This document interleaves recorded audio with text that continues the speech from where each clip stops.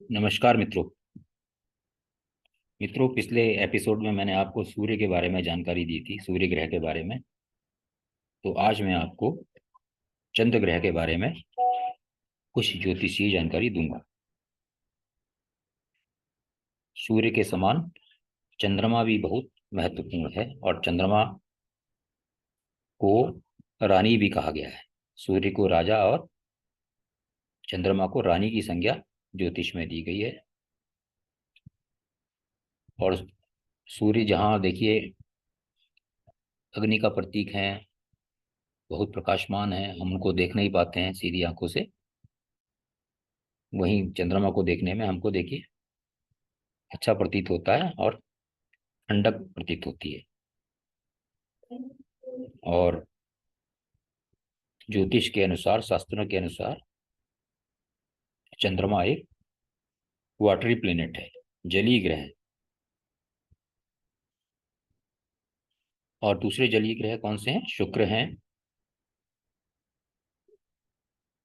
और मंगल की भी एक राशि वृश्चिक थोड़ी जलीय प्रभाव वाली मानी जाती है। तो अगर दूसरे जलीय ग्रह भी अगर बलवान हो या युति दृष्टि करते हैं और चंद्रमा भी साथ में प्रभाव डालते हैं लग्न पर, लग्नेश पर, या बाकी दशम भाव पर और फैक्टर्स पर, तो मनुष्य जल से संबंधित, जैसे नेवी हो गया या वाटर डिपार्टमेंट हो गया, एग्री इरिगेशन हो गया, सिंचाई, डेयरी हो गया, दूध, जितने भी लिक्विड हैं उनसे संबंधित काम कर सकता है या उनसे संबंधित विभागों में नौकरी कर सकता है। चंद्रमा देखिए सबका मित्र है। चंद्रमा किसी का शत्रु नहीं है। नौ ग्रहों में चंद्रमा सबका मित्र है।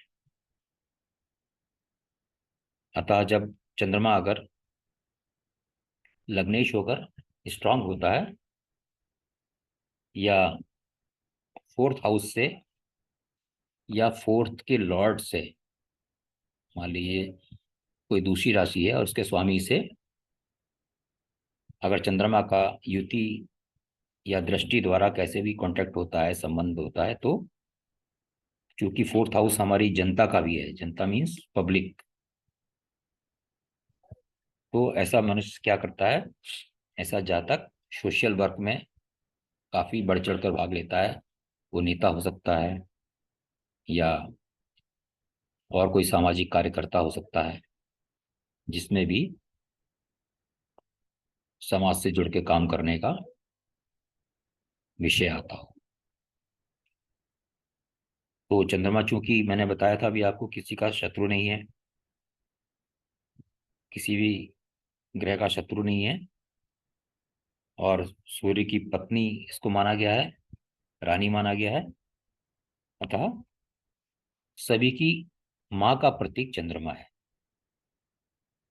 तो जब हम माँ के बारे में अगर किसी भी प्रकार की जानकारी लेना चाहेंगे उस जातक की, तो हम किसको देखेंगे? फोर्थ हाउस को देखेंगे, चतुर्थ भाव, उसके लॉर्ड को देखेंगे, और चंद्रमा को भी जरूर देखेंगे कि चंद्रमा की क्या पोजीशन है, अच्छे हैं, बुरे हैं।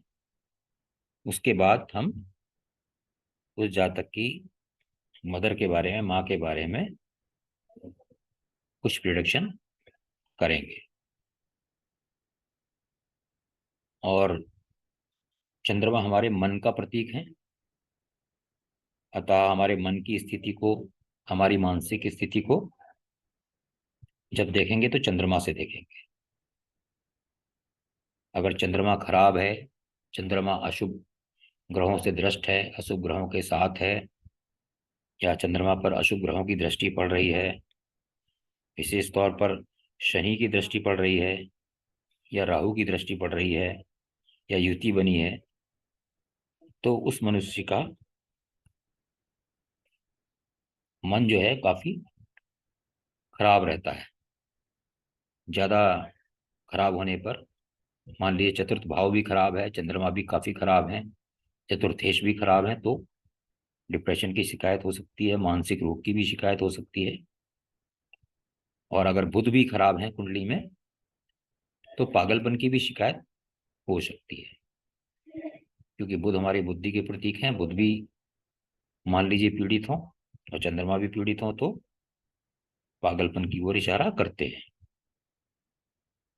और अगर स्वयं चंद्रमा ही चतुर्थेश हो, यानी चतुर्थ भाव के स्वामी हो, तो और चतुर्थ भाव में बैठे हो, तो ये काफी अच्छी पोजीशन कही जाएगी। उस आदमी का मन काफी अच्छा होगा, पॉजिटिव सोचेगा। लेकिन अगर यहीं पर चंद्रमा पीड़ित हो और 6 8 12 भाव में बैठा हो, तो जैसा मैंने अभी बताया था, उसका मन खराब होगा। उसको मिर्गी के रोग हो सकते हैं, हिस्टीरिया के रोग हो सकते हैं, बेहोशी आदि आदि हो सकती है। डर का माहौल उसके मन में बना रहेगा। ये सब चीजें हो सकती है। और चंद्रमा चतुर्थ भाव में दिग्बली होते हैं, और ये चतुर्थ भाव हमारे शरीर के फेफड़ों को भी इंडिकेट करता है। तो अगर चंद्रमा पीड़ित हो, जैसा कि मैं पहले अभी बताया था, अशुभ ग्रहों से ग्रस्त हों, अशुभ ग्रहों के साथ में बैठे हों, और भी किसी तरह से पीड़ित हो, तो हमको फेफड़ों से संबंधित रोगों का भय रहेगा। ये रोग हमको हो सकते हैं, खांसी हो सकती है, निमोनिया हो सकती है, और भी जो इससे छाती से संबंधित रोग हैं वो हमको हो सकते हैं। क्योंकि चंद्रमा तरल पदार्थों का प्रतीक है। तरल पदार्थ आप जानते ही हैं कि तेजी से बहते हैं। तो चंद्रमा हमारे रक्त का भी प्रतीक है। हमारे शरीर में जो रक्त है, जितना भी जल के अवयव हैं हमारे शरीर में, तो उनको भी कंट्रोल चंद्रमा करता है। मंगल लालपन का प्रतीक है रक्त के, लेकिन जो लिक्विडिटी है, जो तरलता है, उसको चंद्रमा उसको कंट्रोल करते हैं, उसके कारक है। और सूर्य की, जैसे सूर्य देखिए प्रकाशमान है, उसी तरीके से चंद्रमा भी प्रकाशमान है। हालांकि बहुत थोड़े हैं, लेकिन फिर भी चंद्रमा प्रकाश आता है। देखिए पूर्णमासी को कितना, अगर आपने देखा होगा छत में खड़े होकर या कहीं ऊंचाई से, तो अच्छी खासी रोशनी रहती है। अतः चंद्रमा भी हमारी जैसे सूर्य की तरह आंख के प्रतीक हैं। अतः चंद्रमा भी अगर 6 8 12 में या कहीं शत्रु राशि में है और पाप प्रभाव में है, तो ये भी हमारी आंख को तकलीफ देते हैं, हमारी आंख को हानि पहुंचा सकते हैं। और अगर चंद्रमा बहुत ज्यादा पीड़ित हैं, 6 8 12 में बैठे हैं, पाप दृष्टि में है, पाप ग्रहों के साथ में है, साथ में लग्नेश भी कमजोर हैं या सूर्य कमजोर है, तो ऐसे बालक को जन्म लेते ही काफी उसका स्वास्थ्य खराब हो सकता है, या उसको मृत्यु का भी भय होता है। और इसको बालारिष्ट योग कहते हैं। तो चंद्रमा अगर अशुभ हैं, चंद्रमा अशुभ कब होते हैं? अगर चंद्रमा पक्ष बल से, चंद्रमा का सबसे ज्यादा, हम कभी भी देखिए चंद्रमा को देखेंगे जो कि बलशाली हैं कि कमजोर हैं, सबसे पहला नियम है चंद्रमा को हम पक्ष बल से देखेंगे। शुक्ल पक्ष का अगर चंद्रमा है, तो आप ये मानकर चलिए कि 25 से 30% आपका चंद्रमा ठीक हो गया। अब अगर शुक्ल पक्ष की छठी तिथि से कृष्ण पक्ष की छठी तिथि तक चंद्रमा को पक्ष बल से मजबूत कहा गया है। शुक्ल पक्ष का हो तो ज्यादा अच्छा है, और कृष्ण पक्ष की षष्ठी या सप्तमी के बाद चंद्रमा को कमजोर कहा जाता है। साथ में अगर पूर्णिमा का चंद्रमा है, तो उसको भी अच्छा नहीं कहा जाता, क्योंकि वह भी हमारे मन को विचलित करता है, पूर्णिमा का चंद्रमा। तो जब भी हम चंद्रमा के बारे में कोई भी फलादेश करें या उससे संबंधित फलादेश करेंगे तो सबसे पहले हम चंद्रमा का पक्ष बल देखेंगे कि चंद्रमा कौन से पक्ष में है, जातक के कौन से पक्ष में पत्रिका में है। उसके बाद पाप प्रभाव या अशुभ प्रभाव, पाप दृष्टि वगैरह बाकी चीज़ें जैसे मैंने अभी बताया था उसको देखेंगे। फिर उससे संबंधित भाव का फल करेंगे। तो चंद्रमा चूंकि बहुत सबसे ज़्यादा तेजी से चलने वाले प्लेनेट हैं, तो अगर लग्न में चंद्रमा होते हैं तो वह जातक काफ़ी तेजी से अपने विचार बदलता रहता है। कहने का मतलब है कि वो उसकी सोच अभी कुछ समय, अभी सुबह कुछ सोच होगी और शाम को उसकी सोच दूसरी हो जाएगी। वो काफ़ी फ्लक्चुएटिंग रहता है। तो चंद्रमा के ये गुण थे। और चंद्रमा जिस भाव में होता है, कुंडली के जिस भाव में होता है, तो जातक का मन उस भाव से ज्यादा अटैच रहता है। मान लीजिए चंद्रमा फोर्थ हाउस में है उदाहरण के तौर पे, तो फोर्थ हाउस में हम क्या देखते हैं, वहां से हम अपना मकान देखते हैं, वाहन सुख देखते हैं, माता को देखते हैं। तो चंद्रमा का झुकाव वाहन की ओर, माता से अटैचमेंट ज्यादा रहेगा, घर से अटैचमेंट रहेगा कि मैं ऐसा घर बनवाऊं, या घर में रहना चाहेगा अधिक से अधिक समय। तो इस तरह की हम फल कह सकते हैं।